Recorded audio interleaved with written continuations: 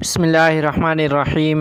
محترم ناظرین، السلام علیکم ورحمۃ اللہ وبرکاتہ۔ ہمارے حکمرانوں نے ملک کو IMF کے ہاتھوں بیچا ہے۔ تفصیلات کے مطابق جمعیت علماء اسلام کے سربراہ حضرت مولانا فضل الرحمان صاحب دامت برکاتہم العالیہ نے کہا ہے کہ پس پردہ کوئی اور ہوتا ہے، مگر سیاستدان ہمیشہ عوام کے نشانے پر ہوتے ہیں۔ خوشاب میں جلسے سے خطاب کرتے ہوئے قائد جمعیت مولانا فضل الرحمان صاحب دامت برکاتہم العالیہ نے کہا کہ قوم کو بتانا ہوگا، بہت ہو چکا، اب ووٹ کا فیصلہ نئے زاویے سے کرنا ہوگا۔ انہوں نے کہا کہ پارلیمنٹ کو ایسے لوگوں سے بھر دیا جاتا ہے جن کو قرآن و سنت سے دلچسپی نہیں ہوتی۔ انہوں نے یہ بھی کہا کہ اندر سے مذہبی اقدار اور اوپر سے تہذیب کی حیا ہونی چاہیے۔ مولانا فضل الرحمان صاحب دامت برکاتہم العالیہ نے کہا کہ عالمی اداروں کا سب سے زیادہ دباؤ پاکستان پر ہے۔ ہر چند مہینوں کے بعد IMF ایک نیا معاہدہ کر رہا ہوتا ہے۔ قائد جمعیت مولانا فضل الرحمان صاحب دامت برکاتہم العالیہ کا کہنا تھا کہ ہمیں امداد اور قرضے ان کی شرائط پر ملتے ہیں۔ ہم نے اپنے ملک کو IMF کے ہاتھوں بیچا ہے۔ قیمتوں کا اتار چڑھاؤ اب آپ کے ہاتھ میں نہیں بلکہ IMF کے ہاتھ میں ہے۔ کراچی مولانا ضیاء الرحمان کے قاتلوں کی گرفتاری کا دعویٰ۔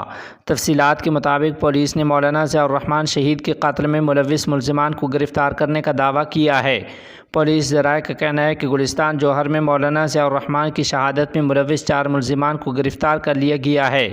پولیس ذرائع کے مطابق قتل کی واردات کے بعد جائے وقوع سے 11 خول برآمد کیے گئے تھے۔ واردات میں استعمال ہونے والا اسلحہ بھی ملزمان سے برآمد ہتھیار سے میچ کر گیا ہے، جبکہ گرفتار ملزمان سے پولیس اور حساس اداروں پر مشتمل ٹیم تحقیقات کر رہی ہے۔ واضح رہے کہ مولانا ضیاء الرحمان شہید جامعہ ابوبکر اسلامیہ کے مہتمم تھے۔ وہ گلستان جوہر بلاک 16 کے رہائشی تھے۔ انہیں 12 ستمبر کی رات پارک میں واک کے دوران شہید کیا گیا تھا۔ مقتول کے قتل کا مقدمہ ان کے چچا زاد بھائی عبداللہ کی مدعیت میں درج کیا گیا تھا۔ علاقہ میں پھیل رہی بخار کی وبا کے سبب جامعہ مظاہر علوم سہارنپور میں ششماہی امتحانات کی تاریخ مؤخر۔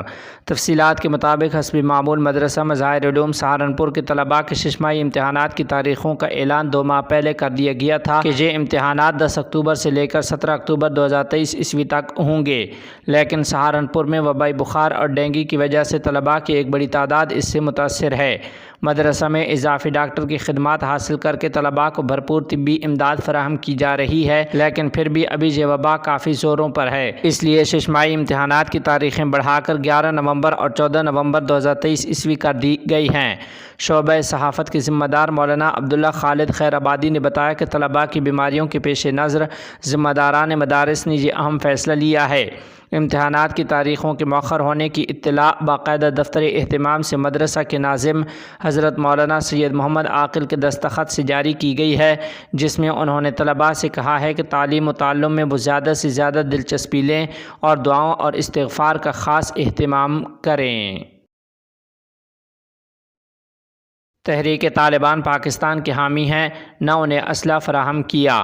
تفصیلات کے مطابق افغانستان کے قائم مقام وزیر خارجہ مولوی امیر خان متقی نے ان دعووں کو مسترد کیا ہے کہ امارت اسلامیہ تحریک طالبان پاکستان کی حمایت کر رہی ہے اور انہیں اسلحہ فراہم کر رہی ہے۔ ان خیالات کا اظہار انہوں نے BBC کو انٹرویو دیتے ہوئے کیا۔ متقی کا کہنا تھا کہ ابھی تک کوئی بھاری ہتھیار نہیں دیکھا گیا ہے اور نہ ہی ان کی منتقلی کا کوئی امکان ہے۔ افغان سرزمین پر غیر ملکی فوجی اڈوں کے قیام کے افواہوں کے بارے میں پوچھے گئے ایک سوال کے جواب میں مولوی امیر خان متقی حفظہ اللہ نے اس بات کا اعادہ کیا کہ اس طرح کی خواہش کسی ملک نے نہیں کی ہے، لیکن اگر امارت اسلامیہ ایسے اڈوں پر رضامندی ظاہر کرنا چاہتی تو وہ آخر پچھلے 20 سال سے کیوں لڑ رہی تھی۔ انہوں نے کہا کہ اگر ہم فوجی اڈوں پر متفق ہوتے تو پچھلے 20 سالوں میں کیوں لڑتے؟ یہ ان ممالک کے ساتھ لڑائی تھی جن کے پاس بہت زیادہ سہولیات ہیں۔ انہوں نے کہا کہ افغانستان کے لوگ ایک فوجی اڈہ بھی قبول نہیں کریں گے، نہ ہی کسی مسلح غیر ملکی آدمی کو۔ ان کا مزید کہنا تھا کہ خواتین کی تعلیم افغانستان کا اندرونی مسئلہ ہے اور امارت اسلامیہ اس کا مناسب طریقے سے حل نکالنے کی کوشش کر رہی ہے تاکہ ملک میں آئندہ کسی بھی تنازع کو روکا جا سکے۔ افغان وزیر خارجہ کی قیادت میں وفد چین کے دورے پر روانہ۔ تفصیلات کے مطابق افغانستان کے وزیر خارجہ مولوی امیر خان متقی حفظہ اللہ کی سربراہی میں وفد عوامی جمہوریہ کی سرکاری دعوت پر چین کے صوبہ شیزانگ میں منعقدہ ٹرانس ہمالین فورم کے تیسرے اجلاس میں شرکت کے لیے چین روانہ ہو گیا ہے۔ وزارت خارجہ کے پریس آفس سے باختر ایجنسی کو دی گئی معلومات کے مطابق اس فورم میں اقتصادی تعاون، علاقائی روابط اور ماحولیاتی تبدیلیوں پر تبادلہ خیال کیا جائے گا۔ اس فورم کے علاوہ وزارت خارجہ کے سربراہ اور وفد کی عوامی جمہوریہ چین کے وزیر خارجہ اور دیگر ممالک کے نمائندوں سے دو طرفہ ملاقاتیں ہوں گی۔ امارت اسلامیہ افغانستان کے وفد میں نائب وزیر اقتصادیات ڈاکٹر عبداللطیف نظری اور متعدد دیگر حکام بھی شامل ہیں۔